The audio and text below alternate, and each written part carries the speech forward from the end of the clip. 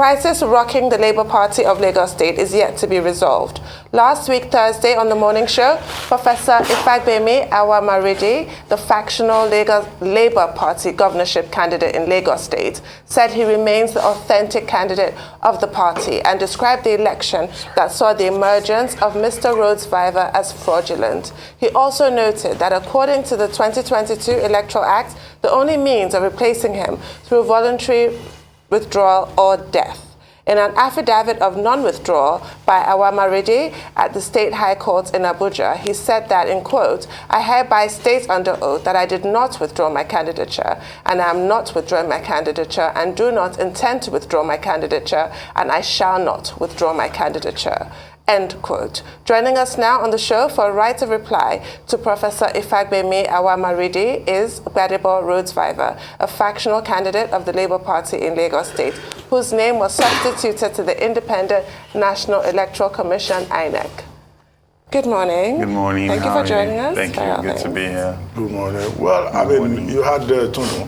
Professor Awamaridi was here last Thursday. Yeah. And he said that whatever process produced you is fraudulent. And Kayode Salako, the chairman of the caretaker committee of the party, is in fact not a member of the party, and that he has no authority to preside over, your emergence. Okay. And that is not true that he's a placeholder, and that is not a factional candidate, that is the authentic candidate of the party. So, which process is he referring to as being fraudulent? Well, first of all, I'll take little exception to the idea of being called a factional candidate, because the question will be which faction produced Awamaridi in terms of the national body of the party, in terms of the ESCO. The national body of the party have recognized me as their candidate, and they've given me a certificate of return to that effect. The whole process that produced Awamaridi, the sole reason why his name was even sent to INEC was because he had already signed a withdrawal form that was held by the national chairman. And as you know, it's a national body of the party that submits names to INEC. If you go on the INEC portal today, you'll find that Doyin Okupe is still the vice presidential candidate, because INEC has a schedule of republishing the names for the final elections. But there was a free and fair process that happened that saw an election between myself and Alhaji Moshood Salvador. You had INEC representatives, and Arise was there to cover the event. About 10 INEC officials were there. And an INEC official will not come to witness a substitution primary if the person that is there has not been withdrawn. There are processes that the party went through to create that substitution primary, which was followed, and INEC approved of it, and my name, as you said, has been submitted to INEC as a candidate of the party, which was further, more credibility was even added to it, because the national body of the party came to Lagos and presented me with the certificate of return.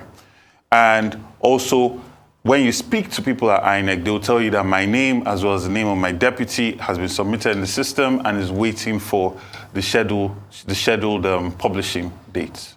Right, it's on record that you scored 111 votes at this substitution primary. Yes. As you said, it was observed by INEC. I'm not asking you to speculate here. This is for the sake of our viewers to make sense of this. Okay. Why did this whole situation arise? Why was there a substitution primary? Why was the name of the professor withdrawn in the first case? And why has he now gone to swear this really emphatic affidavit saying that he's absolutely not withdrawing?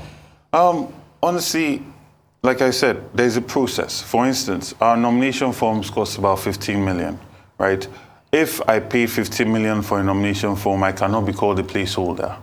If, on the other hand, like you know, these parties were not ready or prepared for the idea that this kind of wave will come into them, but they were also holding out on potential that a credible candidate will come along to use their platform. Now, to be able to allow for that to happen, there must be a placeholder put there that can then be substituted, right? And that's why you find that these placeholders do not pay the premiums that candidates paid for those nomination forms. You also find that these placeholders signed withdrawal letters before their names were submitted, right? So that's the way these parties manage their process, right? Now, unfortunately, despite all of this, despite the national body of the party coming out emphatically and saying, this is not our candidate, this was a caretaker chairman, we have a process of substitution, you've signed a letter of withdrawal, that's why we even submitted your name in the first place.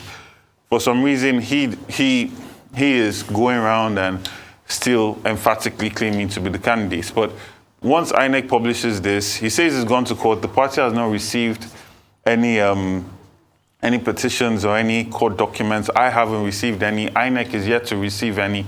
So we're watching to see how this is going to play out, especially after INEC publishes these names. But it's in court. So apparently, the fact that this might make or mar your child, because we've seen how cases like this have gone down to the wires. Yes. But are you ready for all of that? Well, the thing is, the National Legal Officer was in Lagos last week, and they've gone to try and see, because they've not been served, and they've gone to go and check to find if there's anything that's genuinely been submitted, and we can't find any documents. So, I mean, people are free to address themselves and go to court and everything, but there is a letter of withdrawal that he wrote, which is why this process has been followed, and which is why INEC added their credibility to the substitution event that happened. Almost 10 officers were there from INEC. So, we're still in talks with him. We want to carry everybody along as much as we can in the hope that the interest of the party is paramount to him, and we'll continue chasing that to see where it goes. Okay, when Awamaridi was here, he said the matter is in court. And I wanted to know, what's the status of the matter in court? He couldn't explain that, but he gave the impression that an order has been given to maintain a status quo. And I was asking him specifically, you don't wish, such an injunction into existence. The court must pronounce it. Yeah. So where are we with the case at the moment? It's unfortunate because he claims to be a lawyer, so I'm very surprised he'll make a statement like that. Like I said, I have not been served any documents. The party has not been served any documents. INEC has not seen these documents. We are looking for the filing of these documents according to the National Legal Officer of the party. And I guess when we discover where these documents are, we'll then be able to have this conversation. But as of today, there are no documents that we can find for a court hearing or a court process that has started. Right. You said the party is in talks with him, but the party is also in possession of a signed letter of withdrawal. Yes. So why are you in talks? And what is being promised to him? And also, is this situation unique to Lagos State, or are you facing, as a party, the Labour Party, this challenge across the country? There are pockets of places where we're experiencing these things. We're always be in talks because politics is a game of numbers, and you want as many people to be on board as possible. He's served in the party for a long time. He has networks within the party. There is a value that he brings. So that's why we're trying to bring him on board. At the same time, the party was aware that things like this could happen, which is why they insisted that you sign your letter of withdrawal before your name is submitted to the INEC portal. So there are situations where people that were submitted are sort of kicking back and trying to have different ideas, but the party is very insistent on following through.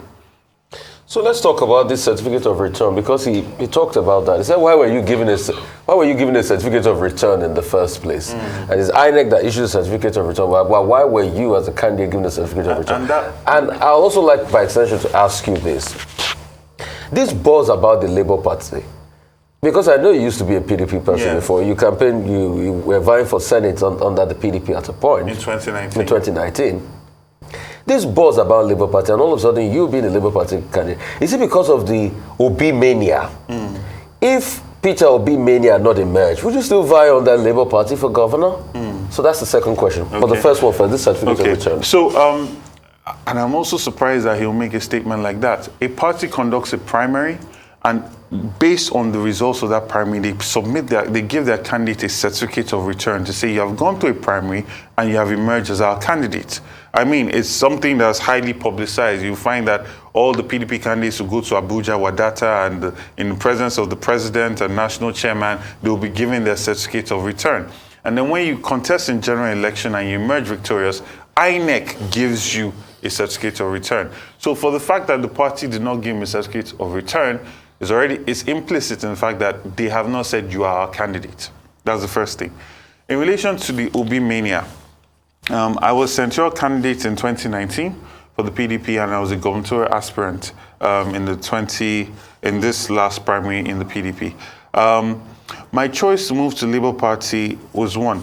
I appreciated that a brand was being created, a brand that put value on intellectual capacity, a brand that put value on integrity, a brand that put value on consistency.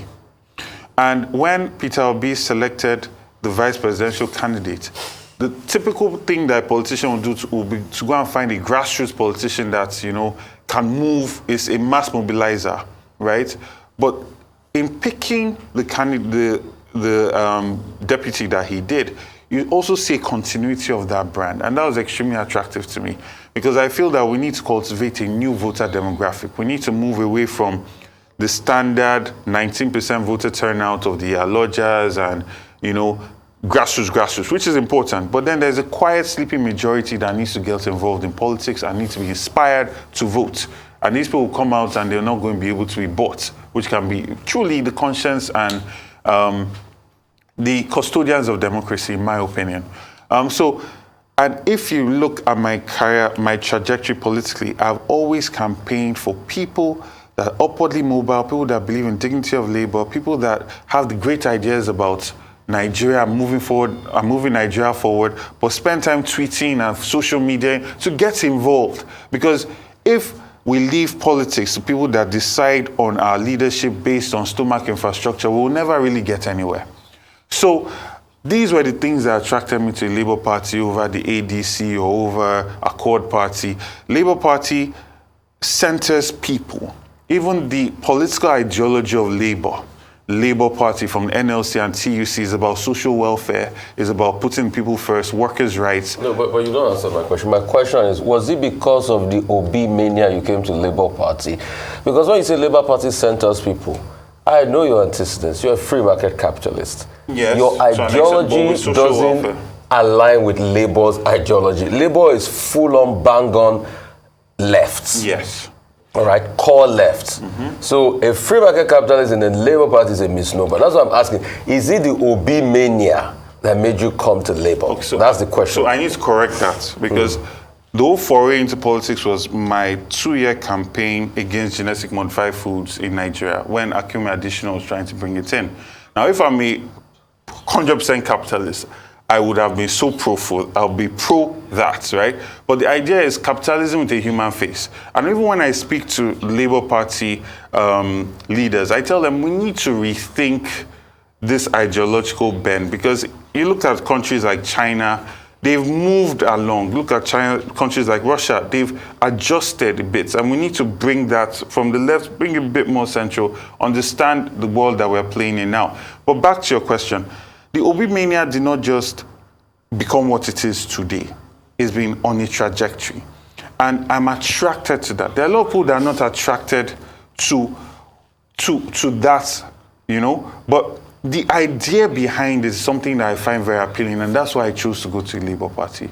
So the fact that people are relating to that and are excited by that, that's a different thing. Right? There are people that they come and dance on podiums, and people are excited about people like that. There are people that are grassrooters and they have money and they have the boys on the street. There are people excited about that. I chose to be excited about people that display a high level of vision, high level of cerebral capacity, and high level of empathy. Awamaridi has been going about saying that the crisis in the Lagos Labour Party could result in the nullification of the presidential candidacy of Mr. Peter Obi, the candidate of the Labour Party. Where is that connection? I don't get it. And then when you are done with that, would you like to tell us what your agenda is really for Lagos State? Okay. So firstly, I must bring to your attention that the national chairman of our party is himself a lawyer. These are processes that they've gone through several times. National legal advisor is also on this. And it's something, because of the peculiar nature of the party and what they've had to deal with in bringing in credible candidates to the party, these are processes that they are doing in multiple states simultaneously. So they know what they're doing. So there's nobody in the party that's worried about anything that was said on by Professor Ifagbemi. We feel that we've conducted credible processes, we've followed the process as it ought to be done, and that has yielded results in the quality of candidates that have emerged.